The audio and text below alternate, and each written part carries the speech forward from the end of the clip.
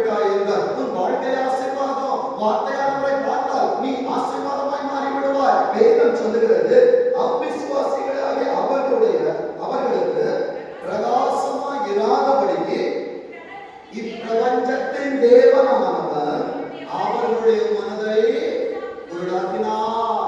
எப்படி சிம்சோனின் கண்கள் பிடுங்கப்பட்டு சாட்சியாய் இருக்கிறவன் காட்சி பொருளாய் மாறினானோ, இன்றைக்கு சாட்சியின் கூடாரத்திலே சாட்சிகளாய் உட்கார வேண்டிய அநேக பலவான்களை காணவில்லை, அநேக பலவாட்டிகளை காணவில்லை. என் அன்பு தேவ பிள்ளைகள், பரலோகத்திலே ஒரு போஸ்ட் ஆண்டவர் இப்போ ஒட்டியிருப்பார், காணவில்லை.